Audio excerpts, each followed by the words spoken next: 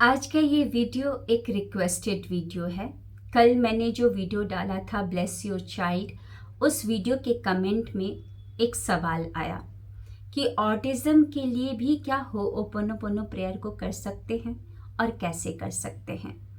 तो आज हम इसी विषय पर चर्चा करेंगे।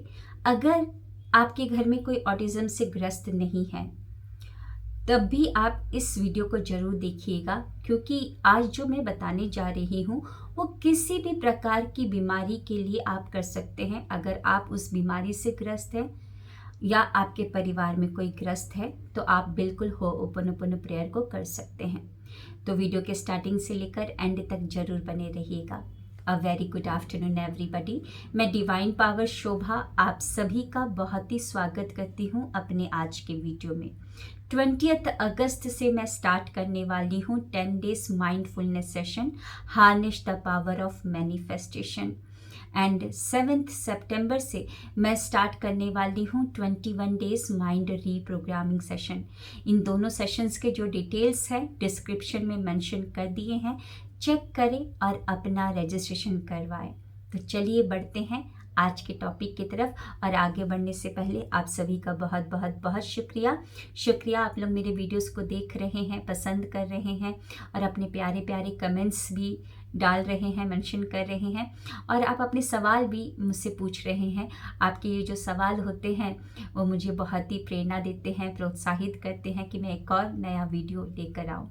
तो चलिए बढ़ते हैं आज के टॉपिक की तरफ कि ऑटिज़म के लिए कैसे हम होओपोनोपोनो प्रेयर को कर सकते हैं। तो इस सवाल के कैसे करना है वो ज़रूर मैं आपको बताऊंगी, लेकिन उससे पहले आपको कुछ स्टोरीज़ मैं आपको यहाँ पर बताना चाहूँगी।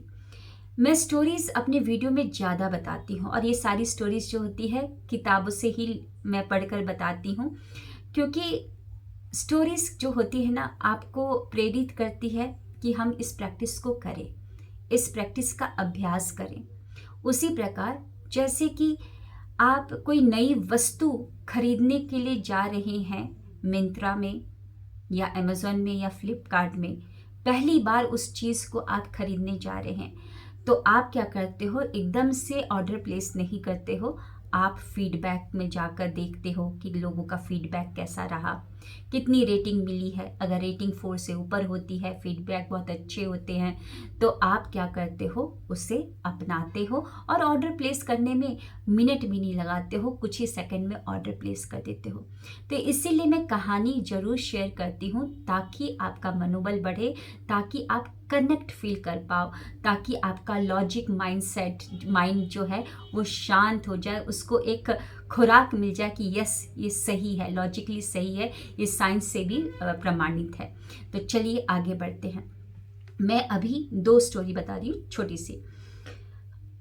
डॉक्टर ह्यूलन एक मतलब कि गैदरिंग में गए थे, यानी कि लोगों को बताने के लिए गए थे होओपोनोपोनो प्रेयर के लिए।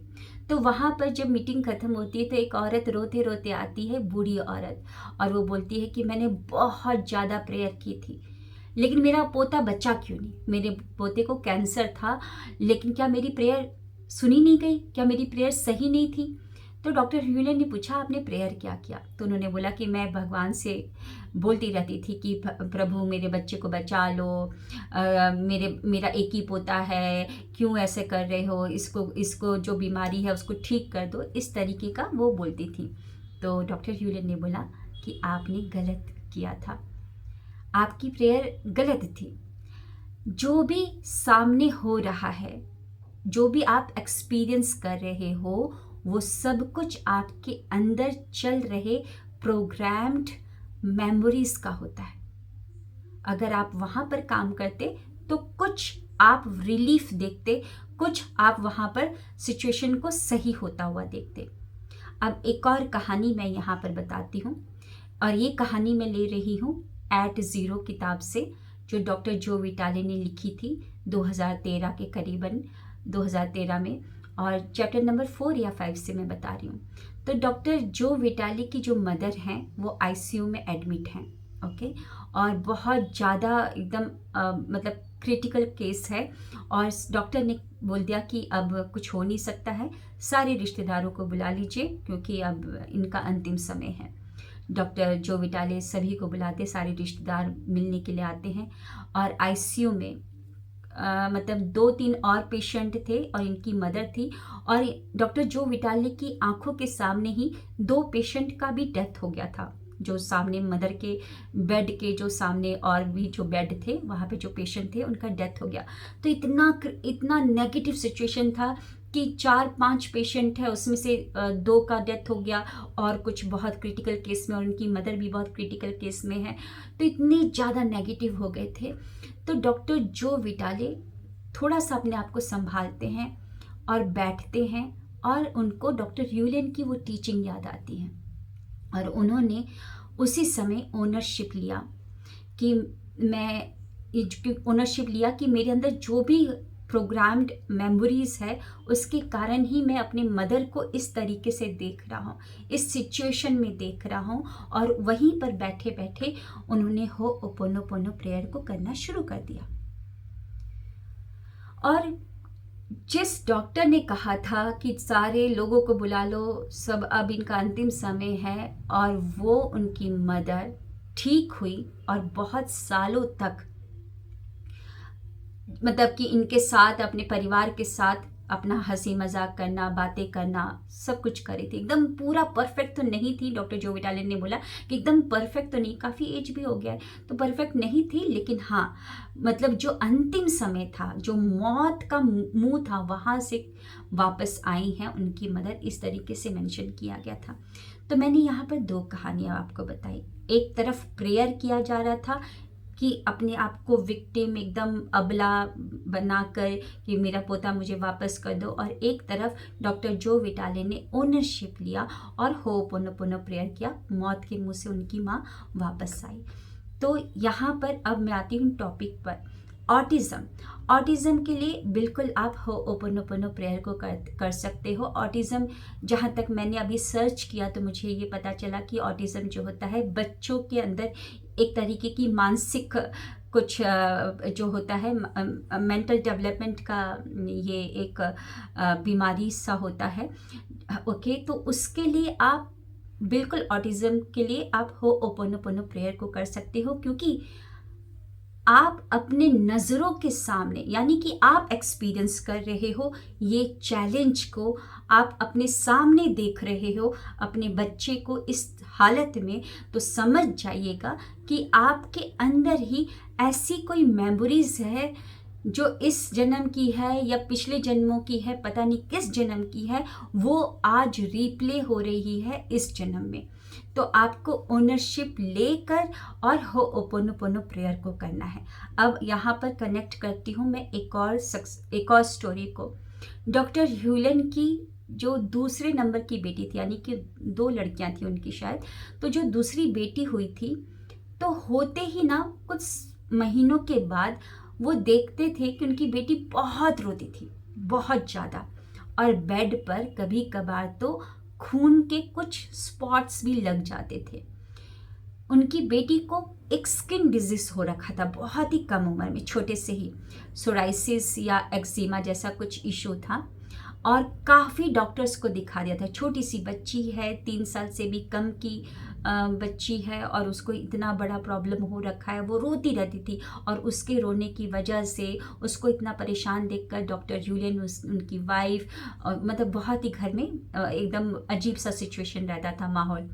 तो डॉक्टर ह्यूलेन अपनी बड़ी बेटी, अपनी वाइफ और अपनी छोटी बेटी को लेकर वो पहुंचते हैं हवाई में, कहाँ पर उनकी जो गुरु थी मोरना के पास, और मोरना के पास जाते हैं और मोरना ने हीलिंग करना शुरू कर दिया, हीलिंग देना शुरू कर दिया। और वो लड़की जिसने मतलब डॉक्टर्स ने भी हाथ खड़े कर दिए थे कि ये ठीक नहीं हो सकता, ये स्किन डिजीज बढ़ते जाएगा, अब इसी के साथ चलना है। और उस बच्ची को जो तड़पता हुआ देखते थे एक माँ और पिता, सोचिए कैसी हालत होती होगी। और मोरना के पास गए और वो ठीक हो गए, वो बेटी एकदम नॉर्मल हो गई। उसका जो स्किन डिजीज था वो उस किताब में मेंशन किया गया है कि वो एकदम से सही भी हो गया था। कुछ दिनों के बाद धीरे धीरे करके वो गायब भी हो गया।